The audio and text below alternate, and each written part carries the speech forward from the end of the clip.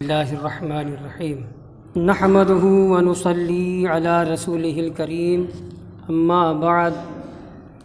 فقد قال اللہ تبارک وتعالی فی القرآن الکریم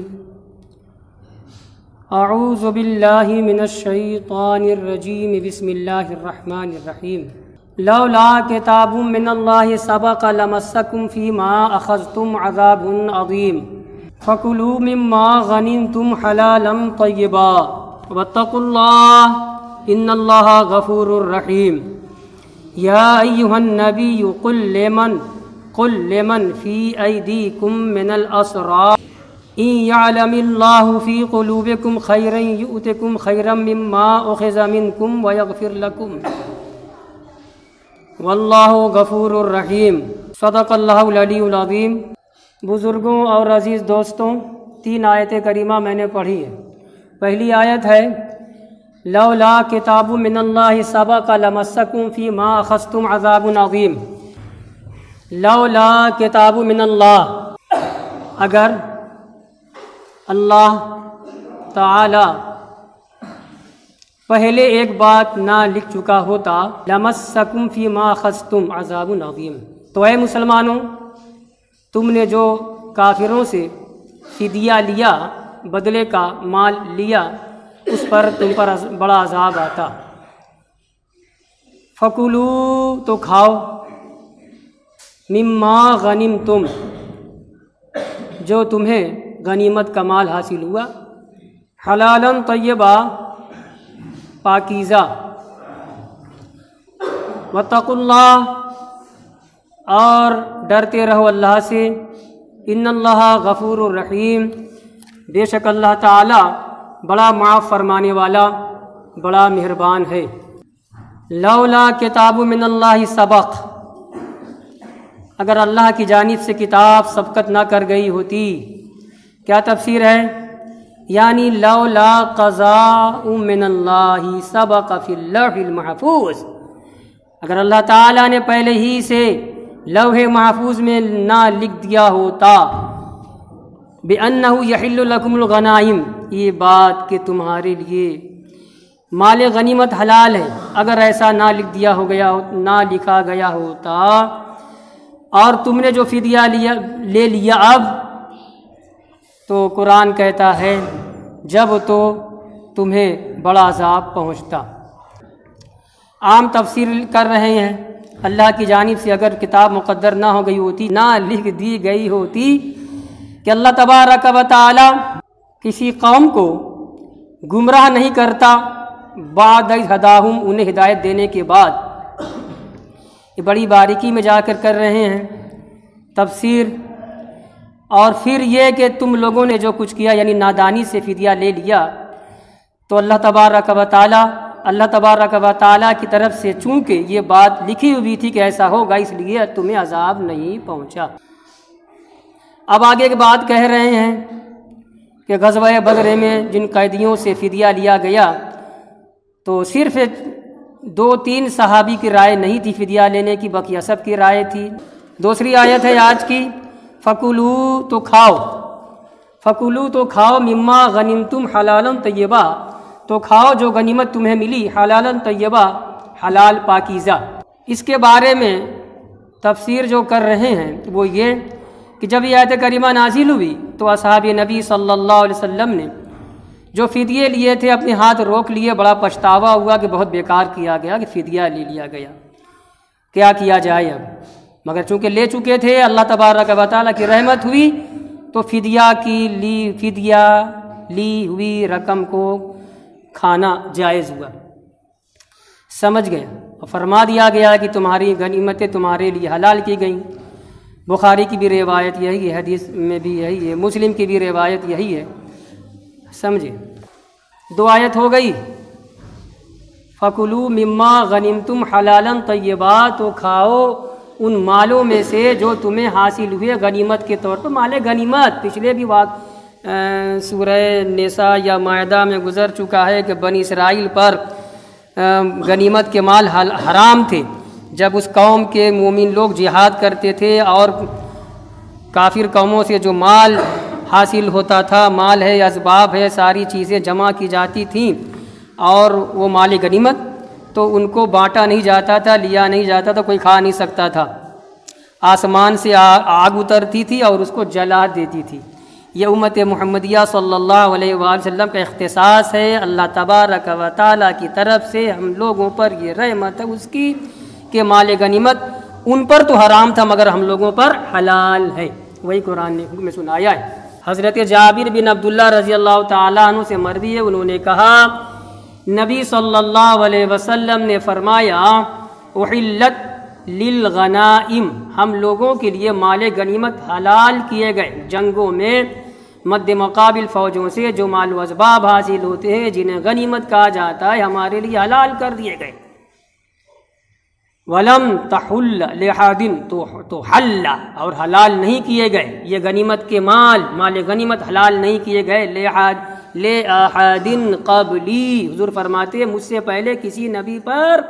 اور نبی کی امت پر مال غنیمت حلال نہیں تھا، اللہ نے مجھ پر حلال کیا۔ کتنی بڑی فضیلت ہے محمد الرسول اللہ صلی اللہ علیہ وسلم کی امت کی۔ یہ ایک عنوان ہے کہ جس طریقے سے ہمارے نبی صلی اللہ علیہ وسلم سارے نبیوں سے ممتاز ہیں، سارے رسولوں سے ممتاز ہیں، اپنے خصائص کے اعتبار سے، اپنی فضیلتوں کے اعتبار سے، اپنے مناقب فضائل خدا تبارک و تعالیٰ کی طرف سے جو درجات آپ کو ملے، تو ایسے ہی آپ کی امت بھی ساری امتوں سے ممتاز ہے، اور اس کی ایک دو نہیں دسوں بیسوں مثال ہے واقعات کی شکل میں۔ سب سے پہلی بڑی مثال جو ذہن میں ابھی آ رہی ہے وہ وضو ہم کرتے ہیں، تو وضو اگلے انبیاء کرام بھی کرتے تھے، یاد رکھیے گا، جو فرق ہے بتاؤں گا ابھی۔ یہ وضو جو ہم ہر نماز سے پہلے ہم لوگ کرتے ہیں، اگر بے وضو ہو تو وضو کیجئے، ہے نا، قرآن نے حکم سنایا ہے اذا قمتم الى الصلاة فاغسلوا وجوهكم وايديكم الى المرافق وامسحوا برؤوسكم وارجلكم الى الكعبين، قرآن نے کہہ دیا کہ جب تم نماز کے لیے کھڑے ہو مسلمانوں اور تم بلا وضو ہو، بنا وضو تمہارا وضو نہ ہو،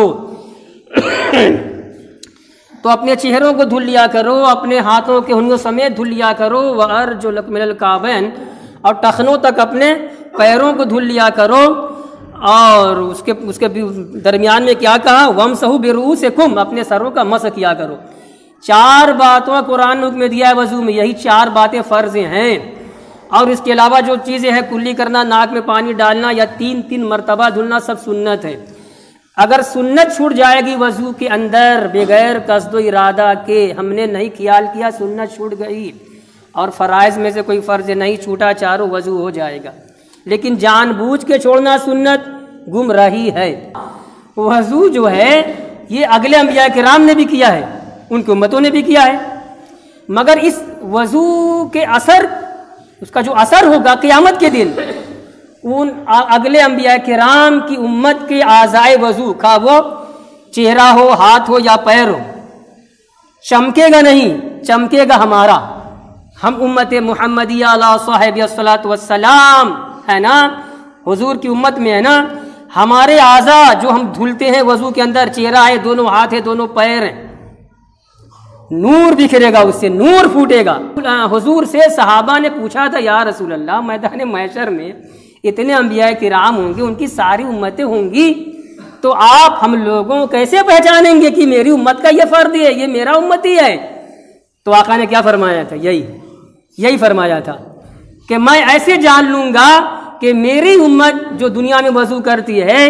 ان کے تمام اعضائے وضو سے نور پھوٹے گا، چمکتے ہوئے ہوں گے، اور اگلے انبیاء کرام کی جو امتیں ہیں،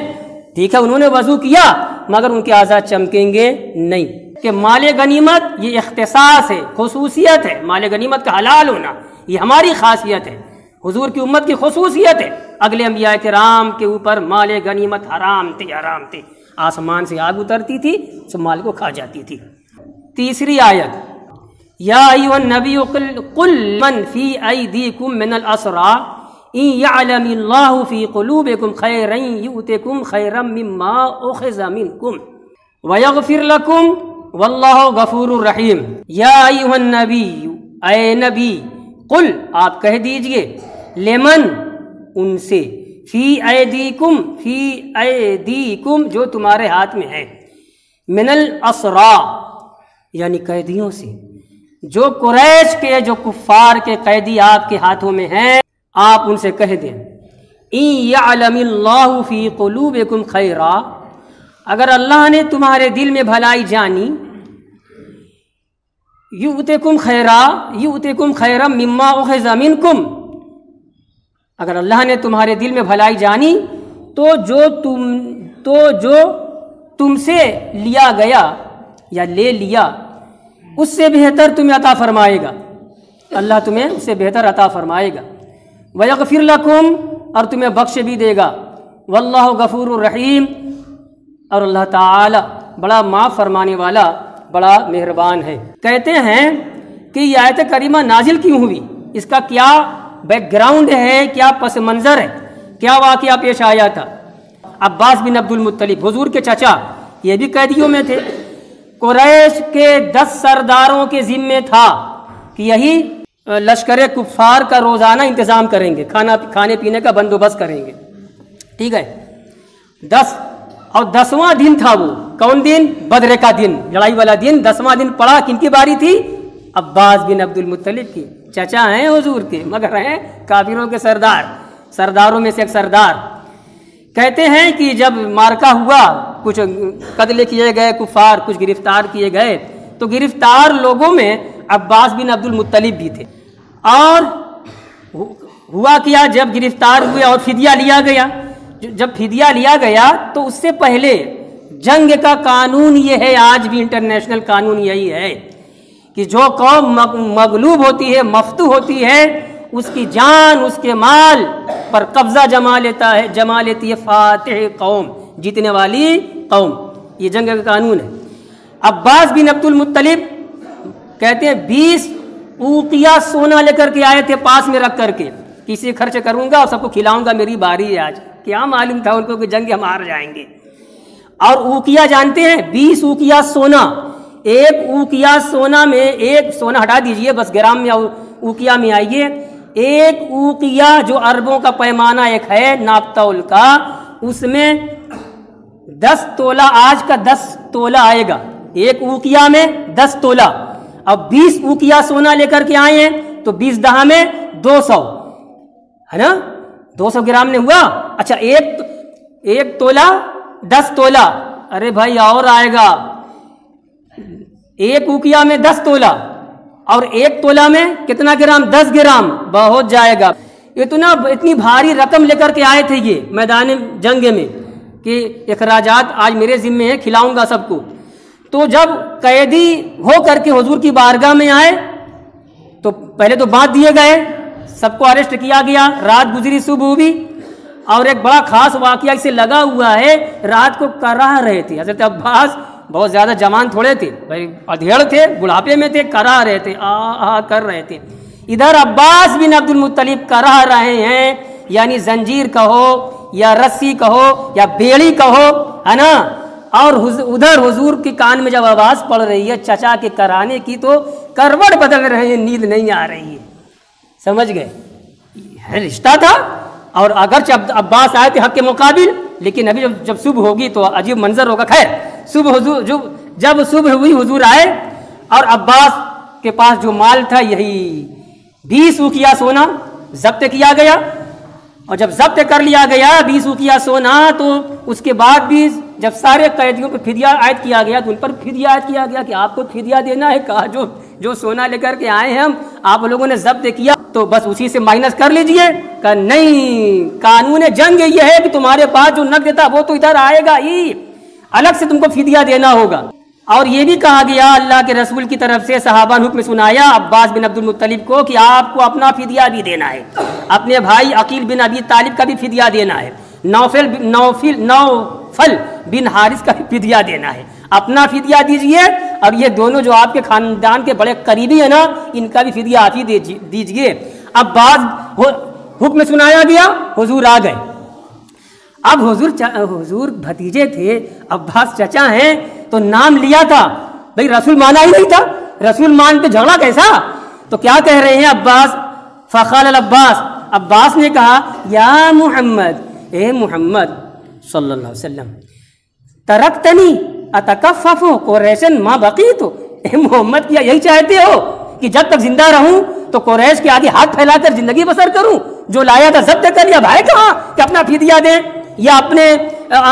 بھائی اور بھتیجے عقیل بن ابی طالب اور نوفل کا فدیہ دو، اب کہاں ہے؟ اب دیکھیے ذرا، دیکھیے حضور کا اعجاز، حضور کا اعجاز، اللہ نے جو معجزہ دیا تھا ہے مدینے میں، مکے کی بات دیکھ رہے ہیں۔ حضور نے فرمایا چچا کیسی بات کر رہے ہو؟ فَأَيْنَ الذَّهَبُ الَّذِي دَفَعْتَهُ إِلَىٰ أُمِّ الْفَضْلِ، آتے وقت جو گھر کی آنگن میں گاڑ کر کے آئے ہو اتنی بھاری رقم، اور ام الفضل سے کہہ کے آئے ہو میری چچی آپ کی زوجہ، اپنی زوجہ سے کہہ کے آئے ہو کہ میں جا رہا ہوں، پتہ نہیں لوٹوں گا کہ نہیں لوٹوں گا، اور اگر میں نہ لوٹوں کام آ گیا، اتنی رقم میرے بھتیجے میرے تمہاری ہوگی، اور اتنی رقم عبداللہ کی ہوگی، میرے بیٹے عبداللہ کی ہوگی، اتنی رقم دوسرے بیٹے عبید اللہ کی ہوگی، اور اتنی رقم جو ہے قسم کی ہوگی، تو 4 حصے میں بانٹ کر کے آئے، بھاری رقم وہ ہے نا، لاؤ فدیہ دو اپنا بھی اور عقیل بن ابی طالب کا بھی اور نوفل بن حارث کا بھی۔ آنکھ نکل گئی حضرت عباس کی، حضرت عباس کی آنکھ کے کان کھڑے ہو گئے، آنکھ پھٹ گئی، کیا کہہ رہے ہو؟ کیا کہہ رہے ہو؟ کہا میں صحیح کہہ رہا ہوں، بتاؤ یہ ہوا ہے کہ نہیں؟ بس فوراً کہا کہ اب بھتیجے جب میں نے یہ کیا تھا تو تیری چچی ام الفضل کے علاوہ وہاں کوئی بھی نہیں تھا، صرف میں اور وہ، خدا گواہ ہے کوئی تیسرا جانتا ہی نہیں ہے، تم کیسے بتا رہے ہو؟ آپ نے فرمایا میرے رب نے مجھے بتلایا ہے، کہا لا الہ الا اللہ محمد رسول اللہ، قدموں پر گر پڑے عباس اور ایمان لائے۔ وآخر دعوانا ان الحمد للہ رب العالمین۔